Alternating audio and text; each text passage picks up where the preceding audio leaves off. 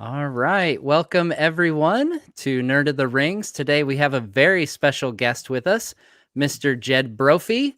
You probably recognize him from, well, any number of characters from Middle Earth.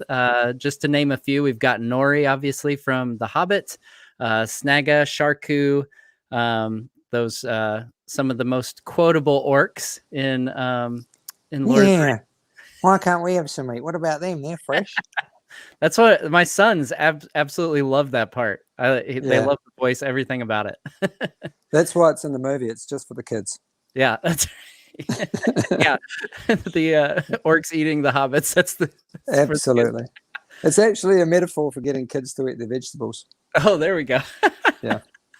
So, in addition to those, I was curious. So, I know you are also a Rider of Rohan. You've got a speaking line in the extended edition of Two Towers. Yeah. When they find Theodred with the Fords of Eisen, and then you're an elf during the scene where Arwen has the vision, right? Mm-hmm. And you also played a Nazgul. I did both on horseback and also one of the fell beasts over the dead marshes. There were three of us that played those characters. We're actually riding a barrel, but looking menacing. Yeah, menacing isn't easy in black cloth. You really have to work it. So by the time the barrel scene in The Hobbit came around, you were like, I've already done this barrel thing. Yeah, because the wag that I rode in the Two Towers was also a barrel rocked by six different people in all these different directions. So there was a lot of barrel riding done as probably playing tribute to Bilbo's barrel riding from The Hobbit. That's right. Yeah. And also sometimes during the big gallops with the horses, sometimes for the close-ups, they'd have an actor on the barrel right on the tracking vehicle as it sped down the road with all the horses galloping beside. So yet another barrel. Man, I never knew that there were so many barrels involved in Lord of the Rings. Who knew? That's good that you had to practice, though. So you were probably the best one when it came to The Hobbit then. I didn't say anything. I didn't write about it, but it was clearly true. If you see my trajectory down the river, you're a pro by that time. I'm absolute pro. The other dwarves didn't talk to me about it, but you could tell they were jealous. Oh, for sure. Yeah. Well, especially Stephen Hunter. Yeah, I was gonna say we had Stephen Hunter on, and he didn't mention the barrels a whole lot, and I think it's probably because he was a little jealous. Yeah, he got stuck. Did he tell you that he got stuck in the barrel? I think that way. Yeah. Yeah, that actually made it into the film too, right? A couple of them helping him out of the barrel. Yeah. Yeah. Yeah. It was tricky. So what? Am I missing anything in that list? Was there? Were you? There's the witch king's dresser in yes. I think it's in the third film, and various other orcs as well. Okay. But yeah, and a Gondorian knight. We did the gallop towards and from Osgiliath with Faramir, and that Gondorian knight. So yeah, there's a few characters in there. I was lucky because I was one of the full-time, one of the 20 or so full-time horse trainers for a while on it, and got to do those big gallops and got to buy a horse at the end of it, one of the Rohan horses, which I still have. He's Seb? 24 now. He's Seb, yeah. He's in the paddock where we actually filmed the Mummakill attack outside the gates of Minas Tirith, the Rohan, riding and shooting up at them. So yeah, that was cool. Very cool. Yeah, we got to meet Seb, and I got a little cameo from you for my that's right. Patreon supporters, and you were out hanging out with Seb, and I appreciate it. You even did a voice for Seb. I appreciate that as well. Yeah, he's been a film star for quite some time. So go ahead. No, you go. I was going to move on to the next topic. So if you've got okay. So with that, knowing you've played all kinds of people in Middle Earth, I'll pop up questions here once in a while. So one of the most common questions I got asked when I was asking for people's questions is, which Middle Earth race is the most fun to play? Oh, look, I'm going to offend all the races here, aren't I? I'm going to have my dwarven brethren ringing me and my orc brethren ringing me. It's going to be a bad day for me. I couldn't really say. They were all so much fun. I never thought I'd get to play such a wide variety. So yeah, I always kind of pinch myself. But I think in terms of pure joy, probably those Rohan gallopers, because at full speed on a horse with 300 other horses, there's nothing quite as exciting. Yeah. That was probably the most fun. But having said that, the dwarves, that was an amazing experience being part of a company. Like, I was very envious of the fellowship, those people in the actual fellowship who got to spend all that time together, because I got to work with some of them peripherally, but not full on and full time. But I did with the dwarves. And so being part of that dwarven company, I think that would be hard to beat. Yeah. Very so cool. the dwarves are kind of scrappy. They're kind of naughty. Yeah. They're really, they know they were made first and then put back to sleep, and they don't like being called ugly or stunted, and so they have a lot to endear them to an actor getting to play them. Fantastic. And looks like we just had our first super chat from Carnavales in Panama. Excellent. Says, "Hi Jed, you are amazing. Love your part as the orc in Lord of the Rings." And then he or she added, "They look fresh." They do look fresh. Yeah. So if you hadn't seen the pinned comment, everybody, so I was talking with Jed before this and said, I'd like to, I think it'd be cool if we donated all super chats to something. So I let Jed pick. He picked frontline healthcare workers. So all super chats are going to be going to benefit frontline healthcare workers. So thank you, everybody. So your previous comment actually leads me into the next question. So you mentioned the fellowship, and you're kind of jealous, in that first trilogy, how tight they all got, and bonded. So one of my Patreon supporters, Soapy, asks, how close were you with the core cast of The Hobbit, and do you all still stay in touch?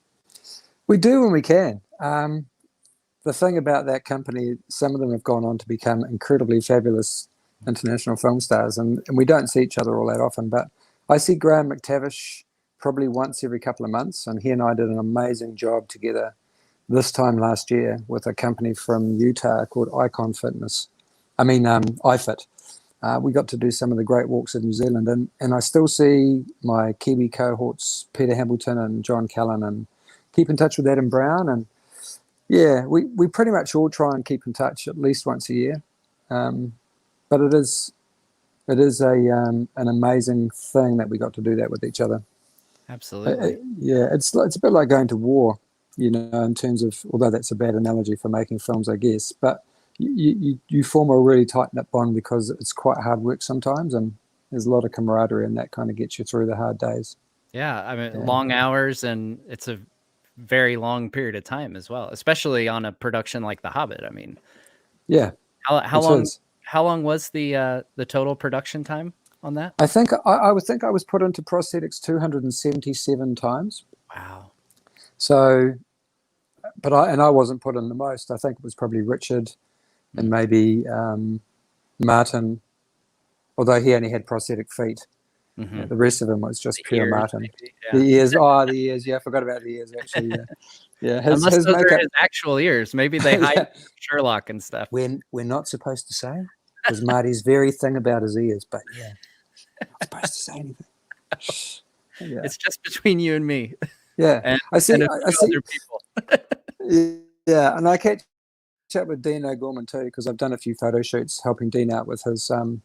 He did a whole series of photos, sort of based on themes from World War I, from the front line, from the trenches, and we dug a big trench up here in Auckland, and we had a whole lot of actors go there, including my son, dressed up in World War I uniforms and kind of recreating some of those big iconic photos, people going over the top, stretchers being carried through, and yes, I've seen a bit of him. Probably too much of Dean, actually. He probably worked us a bit hard.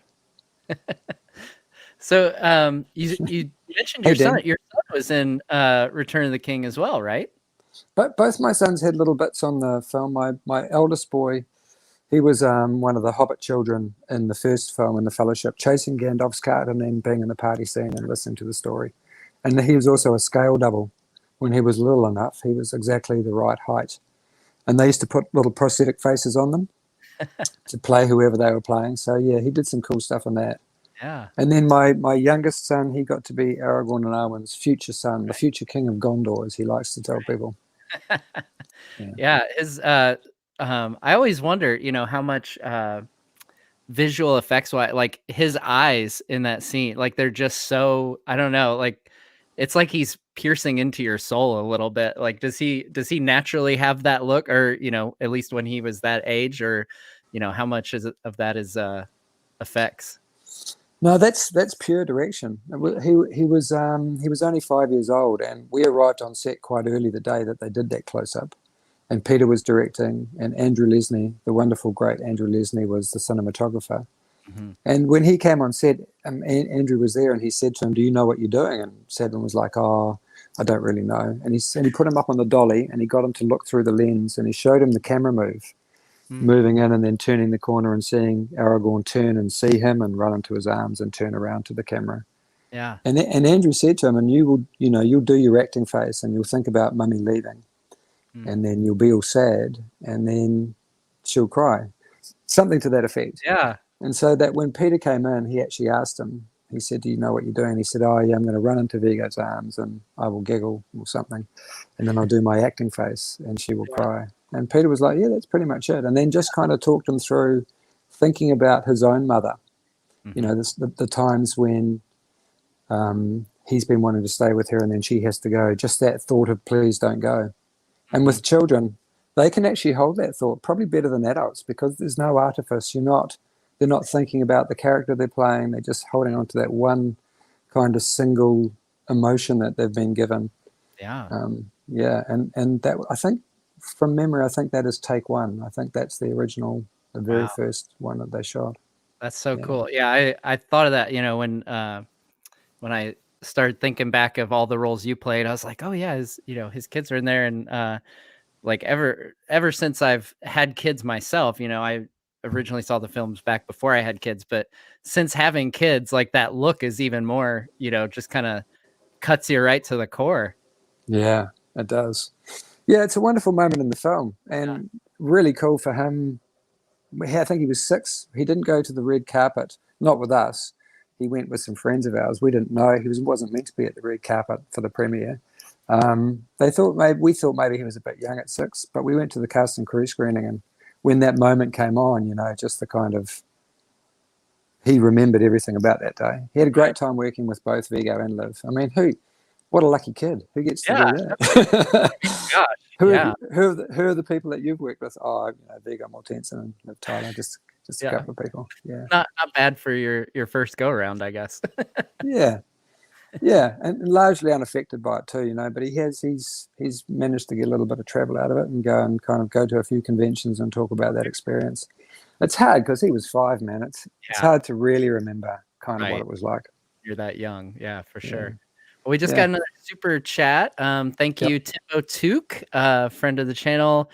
Love the conversation. Happy to donate. You've brought much joy. And then there's some cheers emojis. So thank you.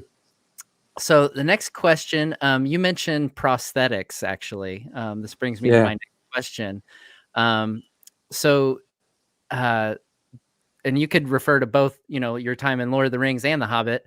So do the prosthetics help you get into character, or is it distracting? I always envisioned it as, you know, when you're made up like an orc, like you look in the mirror and like, bam, you know, that helps you get into character. But I think I listened on a recent podcast. You talked about sometimes it's really uncomfortable in the prosthetics as well.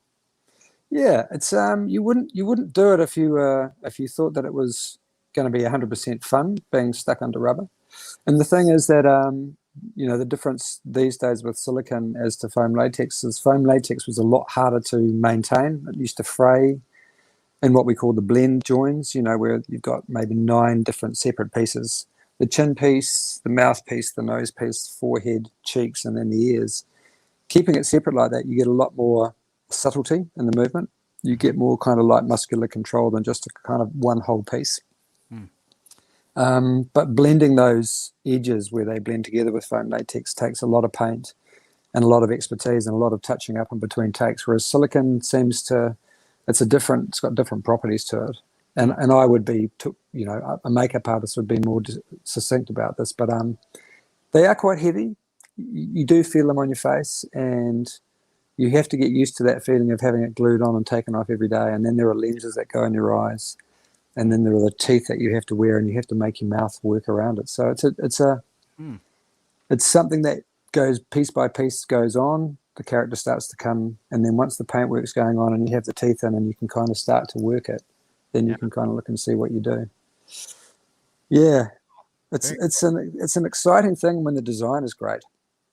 It's those really, like I knew with Schnager when they painted me up that he was going to be a really cool orc to play. Yeah, he's definitely one of the most quotable. That whole scene, Yeah. Nothing but maggoty bread for 3 stinking days. Yeah. I don't know if you know this, but Andy Serkis did all the ADR for, I think, parts of that scene. He played quite a few of the characters. Really? Mimicking the wild track from what we did on the day. Because we were stuck in New Zealand and they were already doing ADR in Abbey Road, I think, ready for the premiere in the UK. From memory, that's kind of how it went. But yeah, I've seen an interview where he said he played quite a few of those characters, just the voice parts, just redoing the voice clean. Because you got people shouting and you got fans going off and all of that sort of stuff. So yeah. Interesting. I didn't know that. So is is Andy's voice? Are you talking like the background orcs or like? No, I think some of the foreground orcs as well. Yeah. Okay. Yeah. He's a genius. He's a genius voice mimic. Yeah. He's amazing. Yeah, he's phenomenal. Oh my gosh. Yeah, I like it. His list of films that he's been in and done, I haven't yet seen one that I don't absolutely love. Yeah. I know. And he's a good guy too. He's one of the nicest people in the industry. Very cool. I always love hearing that, when you see so many, as a fan, you see like featurettes and bonus features and stuff like that, and you're like, he seems like a cool guy. So it's always nice to get confirmation, like, yeah, he's a cool guy. Yeah.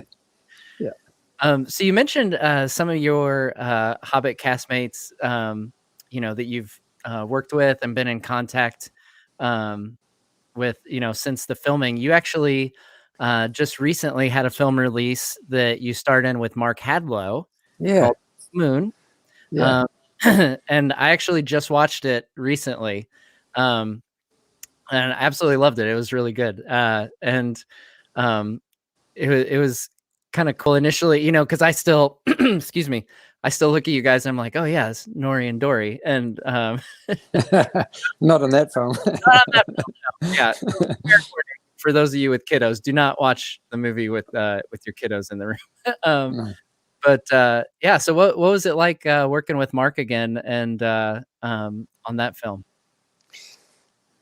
Off the record, it was terrible, but on the record, I loved working with Mark. No, he's great. It was an amazing project. He brought it to me. He'd been working with Steph Harris, the director, on the script for another film because they've done a few films together, and we'd done a kind of a little test shoot for it, a thing called Swan Song. But we weren't getting any traction, and Mark and Steph had a conversation, and I think Mark suggested they just come up with something they could shoot on the phone. Mm-hmm. And Steph went away and wrote it, and not a very long time, and then Mark got in contact with me and said, hey, there's a script here called Blue Moon. It's really good. You should read it, and I did. And I loved the script. I thought the script was fantastic. And I have to admit, I wasn't that sure about shooting on a phone to begin with, but we went down that December. I think I got the script in maybe September, October. We went down in December and shot one night, shot 4 scenes from it. And I went, oh, this is going to be, looked at the footage and went, yeah, this is going to be cool. This is going to be a cool film to do. That's cool. I'm always curious, there's been a few a handful of films that come out, that kind of get some press because of the technology that, the on the low end, obviously we all hear like, oh, Christopher Nolan's using IMAX cameras and stuff, but it's kind of cool to see stuff on the other end where it's like, oh, they used the phone that you're walking around with in your pocket. Yeah, and we shot it quick. We shot it in 30 hours. We only had 6 nights or 5 nights, 6 or 5 hours a night. So we didn't have a lot of time to do lots of rehearsals and lots of blocking. We had a really good DOP, and we had a lockdown location, this one service station, and so it kind of lent itself to that kind of in-your-face filming, like having a person literally right there. can be a bit disconcerting, but we found it really liberating. Interesting. Yeah, it's one of those films that you know, it all takes place in a single location, but it wasn't until the end of the movie where the location actually changed that I realized, oh man, this is the first, you know, this is the second location of the movie at the end. I know. It's wild, eh? And again, we were lucky that we had that December to go down and check it out, because it's all glass down one side, so we couldn't shoot anything in that direction because we just get the reflection of the boom. So one of the things about shooting on a phone is you realize you need really good sound, and we had a great sound guy who'd worked on films for Quentin Tarantino back in the day, and he had all his own sound gear, and so we lucked into getting him come and be able to place mics around in places that could sort of be hidden, so we could, I think our longest take was 10 and a half, nearly 11 minutes. So being able to just have a camera move with you and sort of get out of your way, there was a little bit of kind of planning that we had to do. Yeah. But yeah, it's a real character-driven film, and great to work with someone that I know so well. Yeah. The thing, Mark and I we could improvise a bit of stuff. We could go off script a bit. Not a lot, but certainly it had that organic feel that we weren't being rushed. There was no kind of timing. The timing was up to us, really, like a bit of theatre. Oh yeah, I didn't even think about that. Yeah, that's pretty cool. So was I'm always curious with these iPhone films, you know, like what the other factors that go into making a film, you know, like you mentioned the audio, you know, you discover you need to have really good audio. What was like the lighting like? Yeah, the problem when you get into a kind of changeable light at night, especially when you got flickering lights outside, the only shot we really struggled to keep light in was, you'll know the one going across the forecourt and Mark is going across there with the trolley. It sort of pixelates. It's the only time it really does that. Yeah. So you do have to light it quite, you know, if you can do lots of pre-lighting, if you can go and have a look at your space and then kind of work out where the patchy stuff is and get some fill in there that you can hide. Yeah. You can do okay stuff, but there is a point at which it all kind of falls apart. The Moondog lenses and the motion lenses and the other companies that make those anamorphic lenses, they turn it into widescreen 4K, so the definition is great. It's just a matter of making sure you have a lot of prep time. And with your actors too, the more time you can have pulling that script apart. We broke it down into 6 sections, knowing we had 6 nights, and we just learnt that section so well, Mark and I, that we could do it standing on our heads. Not in character, we just learnt the lines, and then once we got to set, once we put the clothes on, we would take 5 minutes and just drop into character and just start shooting. And we just start shooting until it fell apart. And then we'd sort of talk about how we could change it and shoot the reverses and then go back and shoot it if we had to. But I think there's maybe only 2 shots in the whole film where it's a second take. Wow. That's really cool. Yeah. Yeah. That's awesome that you were able to get it in so few takes. That's impressive. You got to have an experienced bunch of people. You know, to do that, it was drawing on all of the kind of film know-how of every department in terms of them being able to go away and have some time thinking about what we were going to do. Yeah. Like I say, it was a clever script. It was written to be shot in one location, so it really helped us. Yeah. Yeah, it's really cool. Like I said, I really enjoyed it. I picked it up on Amazon. I know right now, just because I just did it recently, I can tell you guys it's $5 to buy it or $5 to rent it. So I went ahead and buy it. So you should buy it. Yeah. I don't know why you wouldn't. So it stars an evil mustache too, like a real evil mustache. Yeah. You've got to watch it just for the mustache. Absolutely, you do. Yeah, and you've got the you know, you've got the sawed-off shotgun with like the holster thing. I had to give it back. It was yeah. Now, speaking of which, okay, so this brings up something. I actually didn't have this in my notes, but when I was talking to Steven, someone asked him if he, you know, got any keepsakes from Middle Earth, and he said Jed Brophy probably stole the most stuff from the Hobbit set. So you might get in trouble if you tell me everything you got from the sounds of it, but is there anything in particularly, you know, cool that you have from either time in Middle Earth? I'm working with some in this country, you work with the same props people and costume people, and you work with them all the time. So yes, I did take some stuff. I took a lot of pieces of gold. It was really, I took some in the first take in Trollshaw when we're burying the gold, when it's me and Gimli and Dwalin are having a conversation about money, and me and someone else are burying the gold. I was literally filling my boot up because there was all these gold pieces. Like every take, I would get some in my boot. And I made the mistake of telling Graham McTavish, and so he demanded that I ransom him half of the gold that I'd taken. I think I got 48 pieces of gold, and he ended up with 24 of them. Wow. But then he went to a convention with Dino Gorman, and they told that story. So then it wasn't many questions asked, but a couple of my friends who work in the prop department asked me just what I did take. And I tried to put something in my pocket in each location. And I wasn't successful in Bjorn's house. I think Peter might have caught me and told me to put it back. And so I thought, well, if I can't get away with it on camera, then I probably shouldn't do it. But yeah, I got some stuff. I got a pipe from Bilbo's house. Oh. And I got some salt and pepper shakers, maybe, or maybe some candelabra, something like that. Man, you're a regular Lobelia Sackville Baggins getting this everywhere. That's a knock on the door. It's the FBI. Look, they had doubles for everything, triples for everything. Oh man, that's great. Sorry, I don't have much of the gold left. I used it to pay some debts. I owe the elves some money.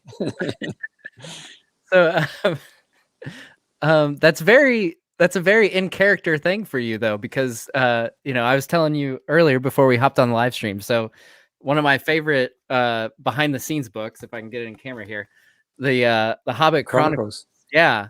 So this is a fantastic book. I recommend it to anybody who's a fan of the Middle Earth films. So it's got a lot in there that we don't necessarily.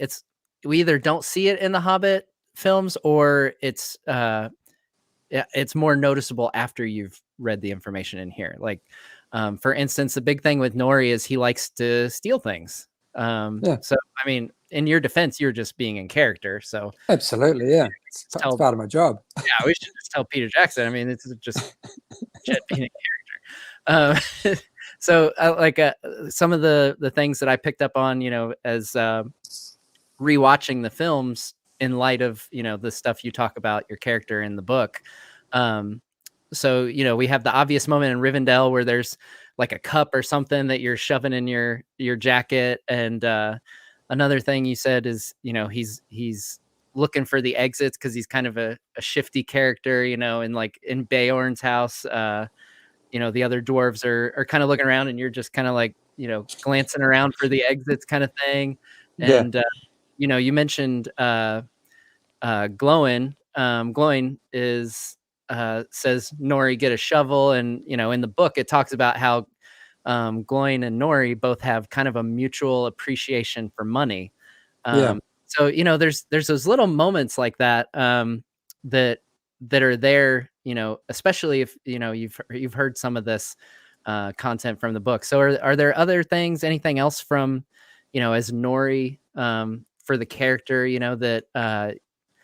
that you kind of had in your mind that maybe didn't come through in the films as much for those of us who might have missed it? Yeah, there was one of the things they talked about is Nori being ostracized from his family. Like you can go and steal from other races, but you don't really want to be caught stealing at home. And maybe he'd been on the road and maybe living rough a bit. We all sort of got given backstories at this big meeting that we had at the beginning, where they showed us our costume designs and the kind of coloration of the families, and they kind of went through what the family dynamic was. And so Mark being the older brother, he had quite a lot of input into terms of how that dynamic might be. And Adam and I, we got to talk about that as well. In all of our training and boot camp, we got to talk about how this dynamic between the three brothers might work. And I used to stand myself away from those two quite a bit. Like I would find myself drifting around and listening to conversations. So it was kind of a conscious thing I did, where I would look, because Mark was always saying, "Why don't you come and stand with us?" I'm like, "Nah, I want to go and stand over here." And it was a character thing. It was that kind of thing of trying to tell that story physically, because you got 13 characters who are all dressed in similar garb, and although they went for very distinct looks, that was our job, was to create that fabric within those scenes where the focus isn't on us. It's on Bilbo telling the story, or Thorin getting, information from Gandalf or whatever. You still have to tell that story in the background for it to be subliminally picked up by the audience. The fact that when you read the Chronicles, you go back and you can see it, that means we've kind of sprinkled. Yeah. Peter talks about sprinkling that kind of background into the films, and I think he does it really cleverly by giving you the information, and then it's up to you to try and portray that as hard as you can. Yeah. Are there any other Nori in the background moments, even if it's something that didn't end up in the finished film? Like, is there anything you can in particular remember kind of doing in the background that to fit his character? No, not really. We were there to kind of serve the story, and so we were given these little story beats that were quite fun. There was little glances between people that you might not pick up, where we kind of look. I'd quite often see what Gloin was thinking, especially when money was being talked about. And there was quite, in the original script, there was a bit more to do with that whole deal and bargain thing we'd made at the beginning, the bet about whether Bilbo would come along on the journey. When we're riding along on the ponies and I'm collecting, people are chucking me sacks of money and I'm chucking it to other people. That was a kind of a bet that Gloin had with Nori about whether or not he would come, and we took dividends within the other dwarves. And so we didn't really get to see that, although that was kind of part of the sprinkling.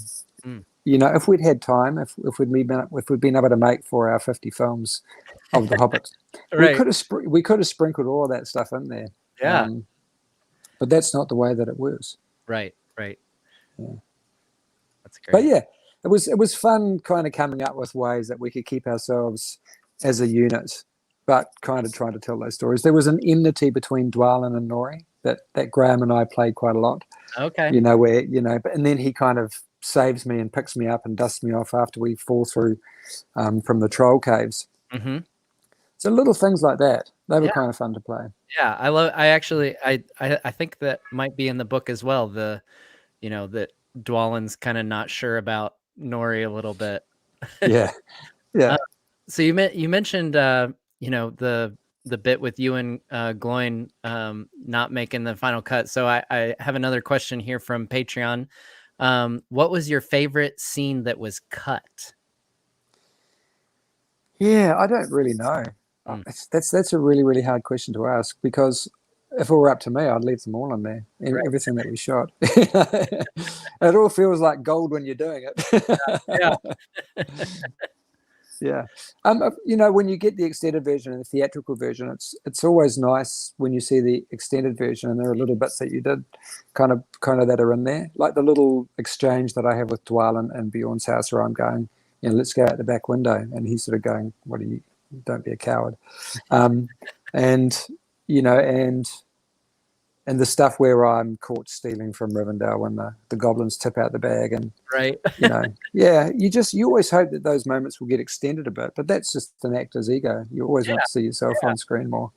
But the filmmakers and the people wanting to sell the film, they've got a journey that they're going on as well, and you kind of have to not worry about the scenes that got cut that you would love to be in there.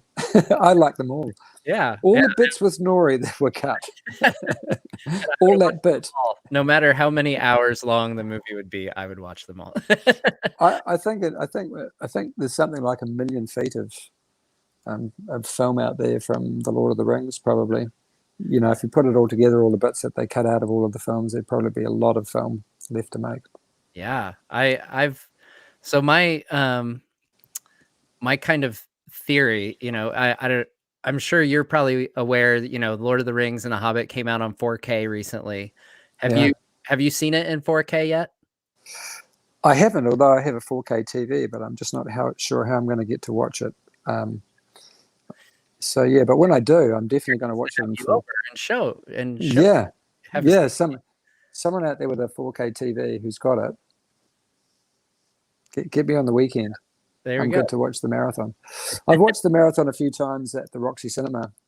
Jamie Selkirk and Richard and Tanya helped restore a cinema in Miramar, a beautiful old cinema, and it's beautiful Art Deco. It's got amazing sound and, of course, amazing seating. And I went there with my son and a few others from New Zealand, and we sort of took part in watching all of the Hobbit movies and then all of the Lord of the Rings in a row over the course of a weekend, and it was pretty cool. That's really cool. Yeah, so the way I saw Battle of Five Armies actually was here in the States, at least, they a lot of theaters had screenings where they would show the first two films, and then at midnight the third film would show. And so that's what I did. I went and sat in a movie theater for 10 to 12 hours that day, and it was amazing. Yeah, it's a great way to spend a day. They're pretty. Yeah, they're pretty impressive pieces of artwork. The people who made the films really cared about the fan base, I think. Absolutely. Yeah, I think that's one of the things that people really love and appreciate. Looking back at both Lord of the Rings and The Hobbit, it's evident, I feel, in it seems like everybody, actors, behind the scenes folks, obviously Peter, Fran, Philippa, they all have the same love of Tolkien's world that us fans do. You guys are all fans yourself, so it's absolutely, yeah. I was a fan of the books as a young man growing up. I grew up on a sheep farm in central New Zealand, not far away from Mount Doom and the Misty Mountains, actually. Ruapehu, which we used for both. We shot stuff up on there for the ride to the Black Gate and the prologue, and then we shot stuff up there for the Hobbit. And of course, Mount Ngauruhoe, which is the mountain next to it, which they use for the kind of silhouette or shape of Mount Doom.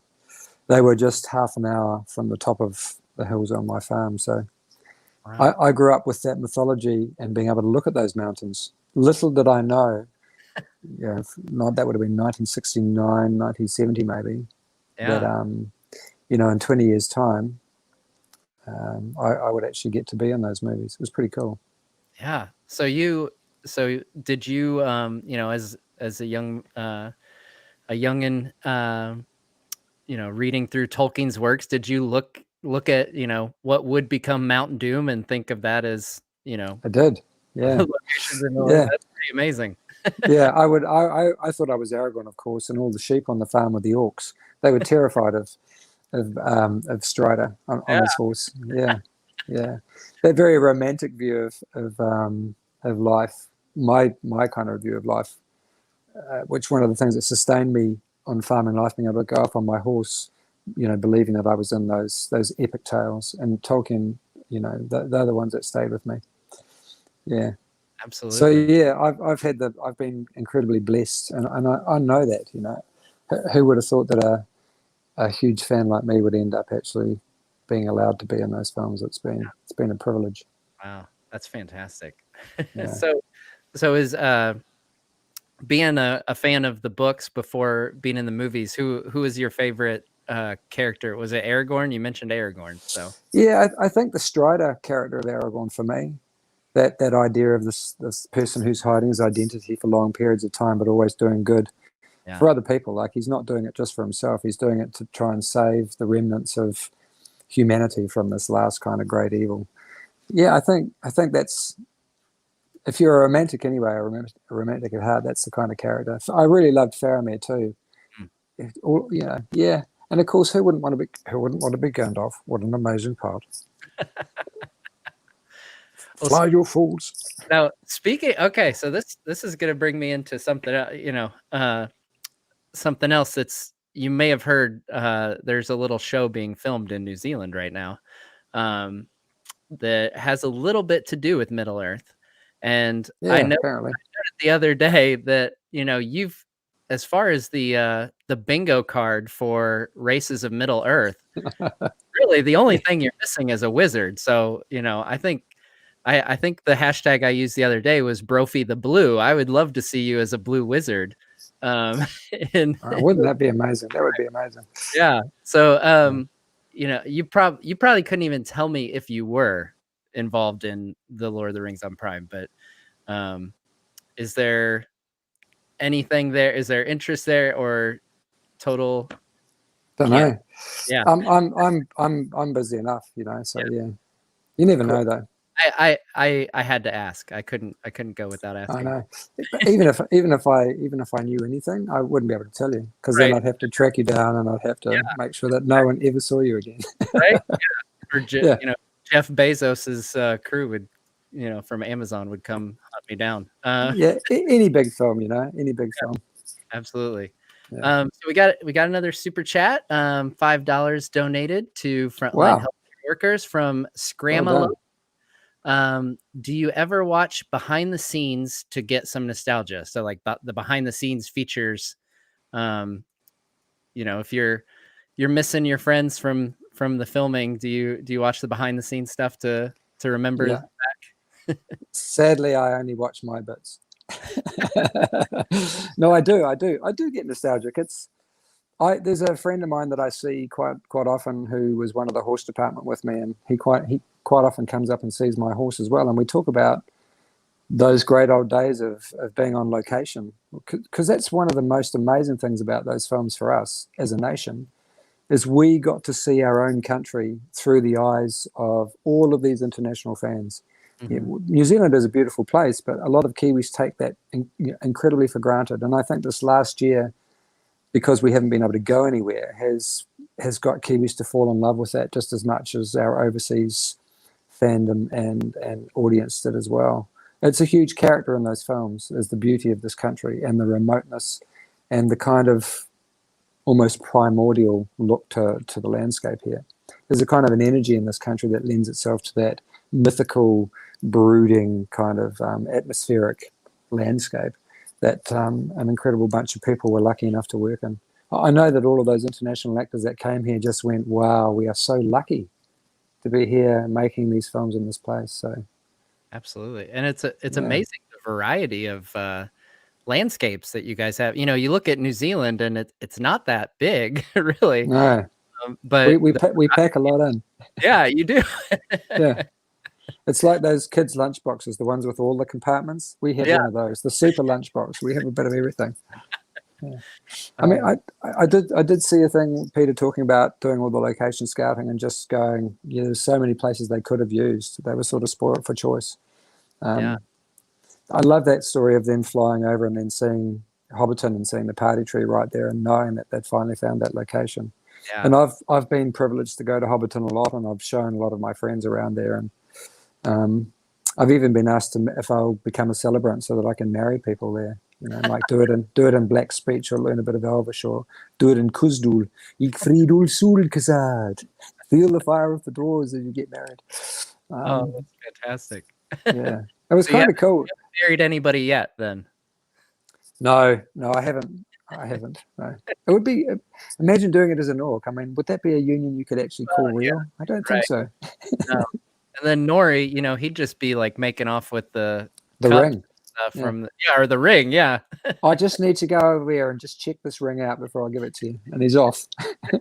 Oi. So another interesting thing with Nori. So another thing from the book that I read was a quote from Richard Taylor, where he actually said that Nori was his favorite dwarf because of the design. He had the for lack of better, starfish. Yeah. I'm glad that's what you guys call it too. Look, I was stupid enough to read all of the fan comments when our images first came out, and there were those that really loved it and there were those that really hated it. And I just learned that we couldn't keep everyone happy. But what I loved about it was that you could always see where Nori was in silhouette. If ever it was getting dark or they're up on the hills, you could actually see the hairdo. It was all about the hair. But my question, and one of the things we never got to see, is them grooming. I think it would have been very interesting for the audience to see what they had to go through to keep those styles, because there's a lot of cool styles in there. There is, and I noticed like even Nori's eyebrows have like beads in them and everything. That's Dory. That's Dory just messing. Dory's the hairdresser of the whole group. He's the one that does all the braiding. I mean, Mark would never say this, but definitely was his character. Oh man, that's great. And I noticed, as the films go on, Nori's hair does get a little more disheveled as things get real. so to speak. And I think, of the people in charge of continuity for stuff like that, like, oh, that's a little too much hair out of there. I can't even imagine. Yeah, I think they're the unsung heroes, actually, that both the continuity and the makeup and wardrobe department, in terms of being all over, they watch the scenes really carefully and they watch playback and they look at that stuff meticulously, like where the belt was, where it hung in the previous scene, what's happened in the meantime, has it become disheveled, has he fallen over in the mud, we need to put more mud there. And sometimes you're not even shooting in sequence and you're coming back to stuff that you shot months before. And they take a series of photographs, meticulously noting what the scene was and what time and what you were holding and all of that stuff. And actors really rely on them doing their job because we can't remember sometimes. No, I had it in my left hand. No, it was in your right hand. I'm pretty sure I'd know when I'm carrying a torch. It was in my left hand. No, it was in your right. Well, I think you'll find it was in my right hand, as you say. Because they're hardly ever wrong. Right. Yeah. I mean, it's it's funny because pretty much any movie you watch, there's some kind of, there's websites and stuff that say goofs and stuff, and like it's gonna happen, but it's amazing that it doesn't happen more often, honestly. Yeah. Especially on big productions like Lord of the Rings and The Hobbit. Yeah. I mean, the Kiwi and overseas crew that work, on those films there, they also help each other a lot. There's a lot of interdepartmental kind of helping out. Absolutely. Plus, you might see something that props misses or something like that, and they always, there's a lot of teamwork involved in those big films. I mean, I just know my makeup artist is there before I get there in the morning, and they're probably there long after I leave, as is wardrobe. So, yeah, I certainly know where the glamour part of the industry is. They work really hard to make these films work for the people. Yeah, Peter's pretty good too at noticing stuff. Mm. Yeah. So that's I was curious, how much other, when you mentioned other departments and stuff, I wondered if how much the director sees that kind of stuff, or is he working on bigger picture kind of things? That's interesting to know that Peter picks up on that stuff too. Yeah, he'll definitely, if he thinks it's not right, he'll ask the question. Yeah. If he thinks it wasn't quite the way that it was in the previous take or the last time that we shot it. There's a lot. Man, I would not be able to do that job. I really, I'd have to have a lot of help.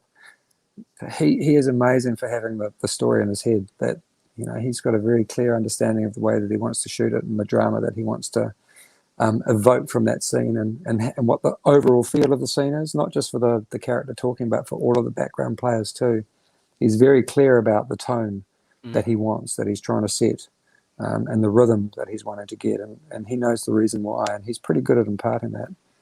That's one of the great things about having worked on those films too, is just seeing the artisan, the craft of all of those people in terms of what they bring to that storytelling.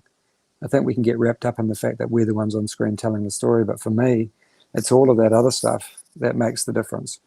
We just get to play within that amazing kind of landscape that they've created. Some of the sets were just extraordinary. What they managed to recreate in the studio was those the construction people and the designers that put that stuff together. They deserve every penny that they make. Yeah, and that's part of the reason what's so great about both Lord of the Rings and The Hobbit have, on their home releases, you have these bonus features, all the appendices that kind of get us get the fans an inside look at that, and you're just blown away by the different departments, all the people that are just all bringing their A game every day to make something like that happen. Yep, and they do it willingly too, because they know that they're making something more than just another story. Absolutely. Yeah. Well, we just got another super chat. This one from my scrolly messed up a little bit. Okay, there we go. Garrett Garlinger just donated $5. Thank you, Garrett. Thank you, Garrett. He says, thank you so much for coming on to talk with us. If someone came to visit New Zealand, what would be your recommended place to go? Well, you've got to do Hobbiton, because you have to go and see that amazing place that they created there. It's a beautiful, beautiful part of the country. And then some of the big locations in the South Island, Lake Tekapo, Glenorchy, down in Queenstown, where we shot, down in Greenstone, down there, there's a place where we shot the Rohan packing up and getting on their horses for the ride off to Minas Tirith, eventually. And Bjorn's house was down there in a place called Paradise. So there are some kind of iconic places that really do not look real until you see them with your own eyes. You've got to go and have a look. Photographs and even in the film kind of don't do justice to the grandeur of the South Island itself. We shot a lot of location stuff down there. The North Island too, but the South Island has this primordial other kind of, it's become synonymous with Middle Earth, in terms of when you see that stuff on ads or whatever, you go, oh, that's Middle Earth, that's Lake Town, or Lake Tekapo and Lake Pukak is where they shot Lake Town, and the mineral content of the lake turns it this kind of weird bluey, almost teal color that doesn't look real. Wow. That's really and cool. And of course, come to my local cafe, the Rosetta Cafe in Raumati South. You might run into me there, and we'll sit and tell some lies. That's where you hide some of your stolen items from the set. They're on display there in the little museum to me. We just got another super chat, $10. Thank you so much. This is from Gigi Quillian. Sorry if I missed you, Gigi. My grandchildren read Tolkien books, and the 8-year-old is now forging swords in my backyard. Brilliant. She asked, any advice for grandma? Just give them a camera and let them make their own movies. But you need to get someone to show them how to use those swords carefully. Yeah. Well, it sounds like you weren't too far off from that, playing Aragorn in the backyard with the sheep. I mean, were you that's right. worried about the sheep? I think my dad probably worried I was a dreamer and was never going to be a farmer, which turned out to be true. But yeah, it was just, back in those days, we didn't have PlayStation or any other distractions. We had to make up your own kind of stories. And both my boys actually used to get out and make their own versions of Lord of the Rings, where they'd, take a shot with this old video camera, and then with the ring in there, and suddenly the ring would disappear. But a bumblebee would have thrown through the shot. At that time, they made this amazing thing where the ring was there, and then a bumblebee went through, and the ring was gone. And they made their own versions of the Black Rider. They had a black cloak, and I think it's great that the films renewed some enthusiasm for the books and for Tolkien's other work as well. I know that I went back and reread a whole lot of different books that we had, that J.R.R. and Christopher had written, that were in part of my household from my mother's time, and new books that we got. And we as a family feel, it's renewed our love for it as well. Yeah, absolutely. Yeah. Like we were chatting a little bit before we went live here, and I mentioned, that I was introduced through Fellowship of the Ring, was my first exposure to Tolkien, and it just kind of, obviously that has spiraled to the point where now I'm sitting here on YouTube, on a weekly basis talking about Lord of the Rings. But there's some amazing cinematography in that movie in particular. Oh yeah, absolutely. Like it was just like nothing I had ever seen. It's like I kind of liken it to the way people of like my parents' generation talk about seeing Star Wars for the first time. That's my generation. Yeah. I was at boarding school when the first Star Wars came out, so I remember the hype that it generated and how it changed people's kind of viewing pleasure. Yeah, but I think for a lot of people that's what Lord of the Rings was. I know it was for me. Like I said, I was in college when it came out, a freshman in college, and like it was just nothing I had ever seen or experienced before, and I was absolutely just hooked. And like you said, it's driven a lot of people to the books, which is fantastic. There's a huge world that Tolkien created, and we've only, in the 6 films that we've got so far, we've only scratched the surface really of the entire story. And you mentioned you've actually gotten a chance to hang out and converse with some of the Tolkien family. I know you mentioned Roy Tolkien before we hopped on here. What's it been like to to kind of see it from both sides, you know, the book side and then also the film side. Royd's he's a Kiwi really. He spent a bit of time in New Zealand filming with both films, but also just kind of hanging out with those of us that were doing the job. And I've stayed with him a couple of times in the UK when I've gone over there, and we've been at conventions together. And he even kind of looked after my son at a convention in Germany. You know, kind of hung out with him when I was doing the panels that I was doing. And he's told me some great stories about being in the family and getting told stories at his, you know, mother's knee about what it was like being a member of that family and his great-grandfather and his grandfather. You know, he doesn't claim to know everything about the family, but he has some amazing insights into the fabric of that universe in terms of the writing of it. And my great aunt actually was at Oxford at university at the same time as Tolkien. Really? She was she was the head of her faculty or a lecturer in genealogy there, I think genealogy. And she used to go and listen to him talk in the pub and, you know, kind of eavesdrop on his conversation. And she wrote a book herself and took me to, when I went there in 98, she took me to show me where he actually wrote The Hobbit. So it's always been a part of our family too, that kind of Tolkien mythology. And she had a lot of different books, Leaf by Niggle, and the Father Christmas letters, or the Christmas letters that he wrote that she gave to me that became part of the books that I handed on to my children. So yeah, I mean, it's an amazing. What amazes me is the fact that it stood the test of time. Mm-hmm. You know, I read the books way back then, and we're still talking about it. I can't think of any other novel in my lifetime anyway that's held me as strongly as these have. Yeah, absolutely. Yeah, I mean, it's constantly, you know, being named to all-time greatest lists and everything, you know, for good reason. Like you said, it's absolutely timeless, and there's something there that resonates so deeply with people. And it's cool. I think the films captured that too. They have that kind of timelessness. Like the Lord of the Rings, it hasn't dated at all. It's still the special effects in there and the way that they told the story and the coloration of the cinematography, the way that they show darkness and that they show light in there. I don't think the more special effects you chuck at something, you're necessarily ever going to get it better. There was a way that they came across, Andrew and his camera team and Peter and his design team and the writers, the way that they came. It was like a perfect storm. Yeah. They also cast incredible human beings that just happened to be some of the best actors on the planet, but they were actually amazing people to begin with. That was a kind of a gift as well, that they got a group of people that so wanted to work together and knew that they were into something special, even if it was confusing at times. We all knew that we were making something good. Yeah, absolutely. I mean, there's so many, gosh, you think of how many iconic moments, you know, iconic, not just Lord of the Rings moment, but iconic cinema moments are in that Lord of the Rings in particular, that trilogy. It's really amazing.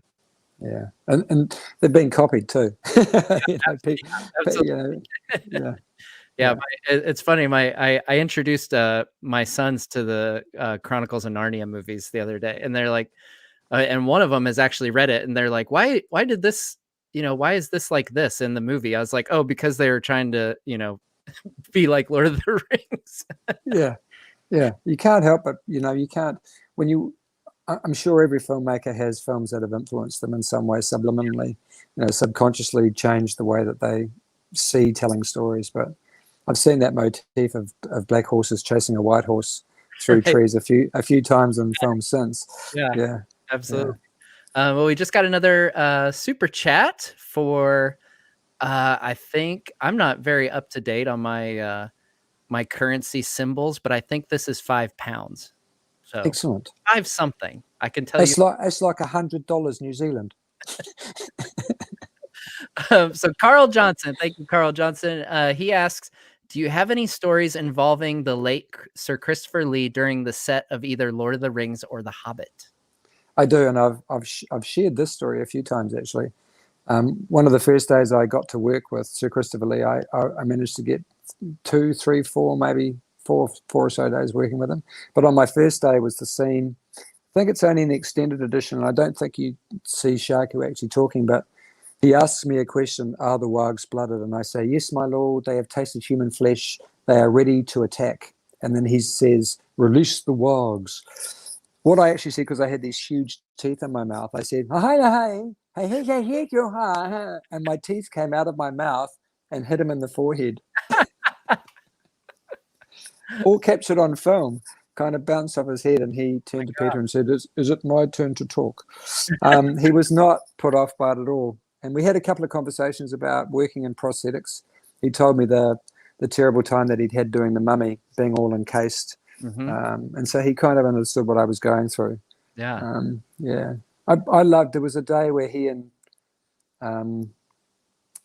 Ian were sitting on the set and talking, and days that we had off, if I was around, I would always go over and see if I could watch what was going on, especially people like him working, because it's like watching a masterclass of someone that you've grown up on in every kind of horror film, Hammer horror film, but also every British film, made in a certain era. 271 features he'd done at that time. Yeah. You're kind of working with someone that's been there and done that. Yeah. So, I mean, yeah, even in addition to all the horror things, and you think someone who's been a little even more recently, I mean, he's been in Star Wars, he's been he was even James Bond, right? He was James Bond. Yeah, he did that in the middle of shooting, actually, in the middle of when we came back to do pickups. He'd gone away and played Count Dooku and come back. Two Towers, I believe. So like he had a big, that was a big number for him, because those both came out this year. So we just got another super chat, $10. Thank you so much. Tug R. Not sure if it's already been discussed. Any thoughts on the feeling that the Hobbit trilogy stretched the source material too thin? I actually think there's more there. I think ideally, if you to talk about those characters in the future, I'd love to see what happens when the dwarves go and open up Moria. With the delving too deep, and angering the Balrog, and then kind of getting the comeuppance. And what happens to Nori and Ori? I know what happens to Ori. Obviously, he goes there because he doesn't follow Nori's advice. But what happens to Nori? Does he go and set up a series of? Yeah, does he set up a little secondhand shop, stuff that he's like a pawn shop? What does he do? I think there's far more that we could do with the characters. Yeah, I don't know. I loved the book, but I like the intent. I like the intent of actually trying to explore those characters as individuals, because they're kind of talked about as a bit of a lump in The Hobbit, the dwarves especially. It was nice to feel like we were trying to give them kind of a real social fabric. We did a lot of work on creating this dynamic of who the dwarves were when faced with an enemy, and then when they were just amongst themselves, the kind of infighting. And if I can kind of add, because I get asked this question a lot here on the channel too. And my response has always been, the argument that, oh, it's one book, why would it be 3 films? I think that's putting it very simplistically. Obviously there's a lot more going on in Tolkien's world than just what was in this first, light and breezy children's book, like personally, I love seeing the Dol Guldur stuff. Me too. It's great seeing. I mean, gosh, yeah. One of my favorite moments actually is it's just in the extended edition, but when the orc that was the original design for Balg has Gandalf, and then Galadriel comes in and she just like waves her hand and he just like disintegrates. It's like, I absolutely love that part. So if I were to add to that, I would say, I love that there's more to the story being told than just, if you just stuck to the book, it would be incredibly short and you wouldn't know any of the dwarves. Like you said, they're just kind of referred to as a group, besides Thorin, not many of them talk. So it'd be kind of boring, honestly, if they just stuck to that. But it's, who knows why things end up as they are, but it was a thrill for me to work for so long on something so good. It was one of the hardest things to do, was to walk away from that group of people and know that we weren't going to come to work on Monday and do it all over again. You know, trailer park disappeared, and this kind of meet and greet that we have in the morning, and just sound each other out, get into our fat suits, go to breakfast, prosthetic heads on, you know, without the wigs and beards yet. Going through that whole process and kind of gearing up, and the camaraderie, playing table tennis with Martin and not realizing that he was a really gifted player. He would let Mark and I get really close and then just thrash us before he was called to set. Yeah, I think we saw some of that in the bonus features a little bit, you guys playing ping pong. Yeah, we got pretty good at it, because we played towards the end, when the table was in that particular room in that studio that we were shooting in. I think Martin actually messed up quite a few pairs of his feet, because it was a concrete floor we were shuffling around on, but it was worth it. But he was taking it seriously, so he wasn't gonna, you know. Yeah. He's gonna sacrifice the feet if that's what gets him the win, you know. I got close to beating him a couple of times, but I never actually beat him. Did anybody ever beat him? I'm not sure if Mark did or not. You'd have to ask Mark Hadlow whether you should get him on this, because he'll probably refute everything I've said. But yeah, I'm not sure if he won or not, but I know that I didn't. That was kind of frustrating. Yeah, because because Marty can be a real smart ass and give you a hard time. It's always nice to get something over him. Right. He's just so good at too many things. Oh, that's funny. Yeah, I'm sure that's like a ticking clock too. As the production's winding down, you're like, man, I only have a certain number of days to beat him. And yeah, that's right. Yeah, I do that. Oh no, you go. I was just gonna say we've got a few more super chats here. I was gonna read off here. Middle Earth Lore sent a couple bucks. Glad I was able to catch this when I could. Thank you, Middle Earth Lore. Oh, my scrolling. We've got another one for $5. Thank you, Carnivales. They asked, are you going to watch the new show from Amazon? What do you think about it? Yeah, of course I am. Yeah, I'd be mad not to. Yeah. I mean, one of the great things about the whole streaming platform thing is the ability to be able to tap into to new shows, and I'm going to be watching avidly. Yeah, absolutely. Yeah. I wouldn't miss it. We've got Duncan Idaho gave £5. Thank you. It says, thank you very much. Do you have a favorite character from any of the books that didn't make it into the movies that you wish did? Absolutely. I mean, like everybody else, Tom Bombadil. I really it was one of the parts of I read The Lord of the Rings quite young. I was probably too young. I might have been only 7 or 8 years old. I didn't understand it, but that character really, it captured me, just in terms of who was this strange person who had all these powers but chose not to use them, and you know, but was a kind of a force to be reckoned with. Right. Was he a Maya? Was he one of the gods? Was he just an elemental force that came into being on its own? I loved kind of that whole section of the book. But of course you can't have them all in there. You just can't do it. Yeah. And unfortunately, you know, Tom's you know, his section of the story is one of those that's kind of easy to cut out without affecting the entire story. You know, some people might fight me on that a little bit, but you know, it's one of those that it's a pretty sizable chunk, and if you take it out, obviously, as we saw in the films, you know, it doesn't structurally change it from a film perspective. No. You know, maybe we'll get a TV show one day of Lord of the Rings, and we'll get some Tom Bombadil in there. Exactly. Yeah. It's I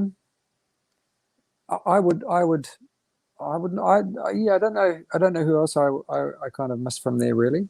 I just, because I understand filmmaking, you have to make those hard decisions. You've got to, you know, there's a saying that you've got to put to sleep those things that you like best sometimes for the good of the story. And I know that, you know, I might be talking out of turn here, but I'm sure that Peter would like to have released 9-hour versions of each of those films because he loves it so much.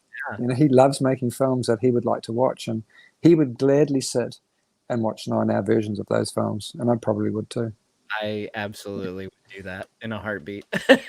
yeah, and the majority of fans probably would. Yeah, probably. We've got another couple. Thank you guys for your donations. We got another question here, asking how stressful and tiring was it being on set, and were you sleep deprived? Yeah, that does tend to happen. the longest makeup I had was Shaku, which was 7 to 7.5 hours. And so you'd be getting to work at 2 a.m. Not just me, but the 5 makeup artists that were working in the bus at the same time that I was there. There was 9 layers of body paint, so they'd paint the front, do the face, do the eyes around there, and then roll me over and do the back and do all the little scar inserts. But then there's the takeoff time, which is about an hour and a half to 2 hours. So it's a long, anything up to 17, 18, sometimes 19-hour days, not just for me. And then you've got to turn around and the next day I'll be back with the horse department, starting at 6 a.m. So not a lot of sleep sometimes. And you do. The only thing that gets you through is really good nutrition, making sure that you drink lots of water and learning to sleep when you can. I think Aidan Turner may be the very best at just dropping to sleep whenever he was able to. Yeah, he could go to sleep anywhere. You turn around and Aidan would be asleep in costume. He was. I hope you don't mind me saying that, Aidan, because he was always on when he needed to be, but yeah, he could kip anywhere. That's awesome. Yeah. I think that's in some of, I don't know if Aiden's is, but I know, in some of the behind the scenes, people are, getting makeup or prosthetics, that kind of stuff done. And they're kind of snoozing while people are working on them. It's kind of impressive, honestly, that they're able to do it. I think it's a skill, really. Yeah, it's a necessity. So here's another question for you. So, and we're going to wrap this up, folks, in about 4 minutes here. So if you want to get any super chats in, I'll try to get to as many of them as I can. Again, those are all going to the benefit of frontline healthcare workers. What if there was any Tolkien player or character, sorry, and maybe you've kind of answered this earlier with the characters you pretended to be as a kid. If you could be any Tolkien character in any portrayal of any story in Tolkien's world, what would you choose? What would be your number one? Oh, that's really tricky, isn't it? That's a hard one. Yeah. Yeah, I mean, if we made it all again, if Lord of the Rings hadn't happened, say we went back in time and we changed the space-time continuum, then this is how. Yeah. I'd like to come back as either Aragorn or Gandalf.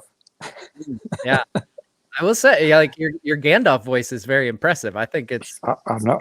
It's like we were born twins.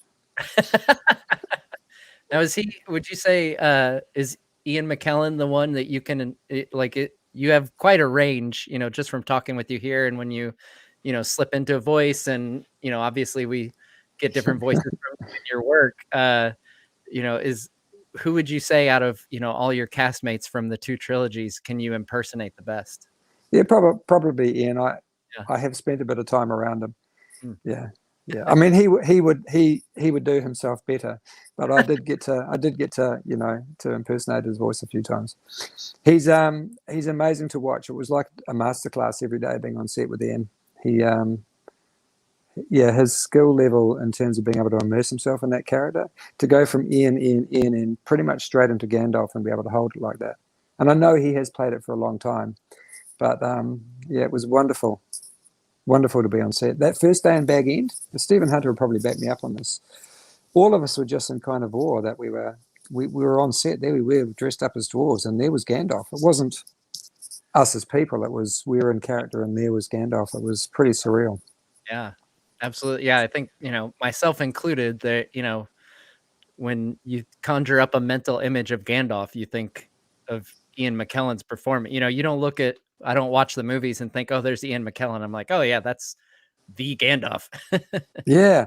He has that amazing stage theatricality that really lends itself to that character and the way that he plays it.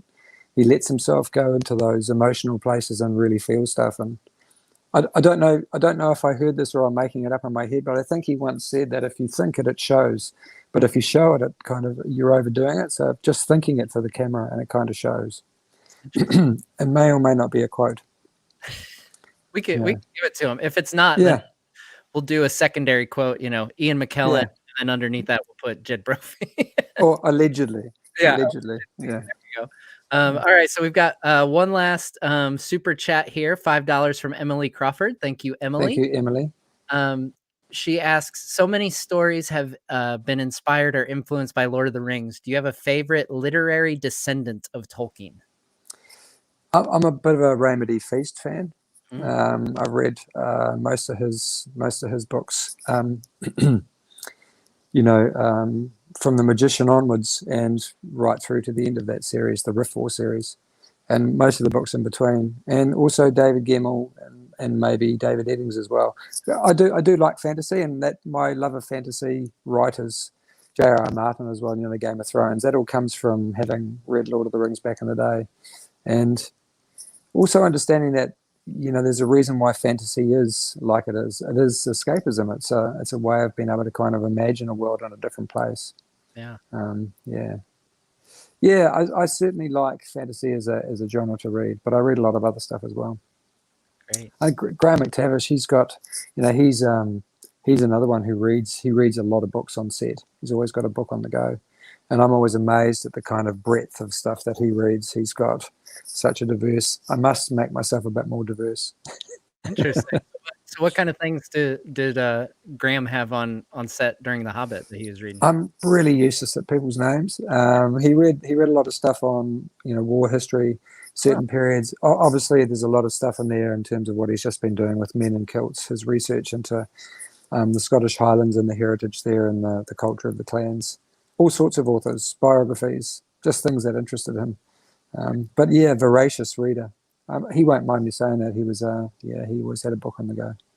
That's great. Yeah, it's always fun when you see a big tough guy like Graham who's he's not. He's really not. He's a lovely is he a big softy? Yeah. He's a big softy, yeah. He's a pushover. No, he's not really. Well, Jed, thank you so much. We're running out of time here, so I just wanted to say thank you so much. We did just have one last super chat, so I'll read this one really quick. $20 from Collink924. Thank you so much, Collink. Thank you, Collink. I was lucky enough to get a cameo from you for my birthday a few months ago. It was incredible. You're a huge inspiration. I just wanted a chance to say hello and thanks. Well, thank you very much. It's always a pleasure to be able to do something for someone. We know we're lucky to have been in these films, so yeah, any little stories that I can impart, I'm always happy to. And I'll just, if I don't have any, I'll just make some up. Thank you so much, Jed. And like we mentioned just there, that was a great plug. You can find Jed on Cameo, and maybe you'll get to meet Seb the horse from The Lord of the Rings. He's hanging out over by the Mumakil field. Thank you again so much, Jed. This was a lot of fun, and just on behalf of all the fans, just thank you for all you've done in the world of Middle Earth and bringing so many characters. I think you probably have the if there's such a thing as a Guinness World Record for most characters in Middle Earth, I think you've got it locked down. So there would be some stunt performers who would challenge that. I think my horse probably did more shots than I did. Seb you're telling us, we really should have been interviewing Seb, is what you're saying. Yeah, I was in the film. I remember this one day that Gandalf petted me. It was pretty amazing. Yeah, pretty much every day he'd come and say hello, Yeah. So he's basically Seb is best friends with Ian McKellen. So he's best friends with everyone. He was everywhere. I see him talking to the other horses, just talking about the scenes that he did and the times that he had talking to Peter Jackson. Does he stay humble, or does he get kind of a big head about it? No, he became a bit of a star. He thought he was all that. He's a bit more mellow now that he hasn't done a film for a while. But okay. He's gotten humbled a little bit. He has, yeah. He's gone all horsey. Well, thank you again so much, Jed. This was just so much fun, and I appreciate it. You taking the time, and best of luck on all your future film endeavors. And I hope we can do it again sometime and talk more Middle Earth, talk books, films, you name it. Thank you for everyone who donated. Your donations thank you again are going to frontline healthcare workers that have all been doing such an amazing job during our current health situation. Thank you. Huge heroes, and those donations will be going straight to that. So again, Jed, thank you so much, and thank you. We'll see you guys next time on Nerd of the Rings.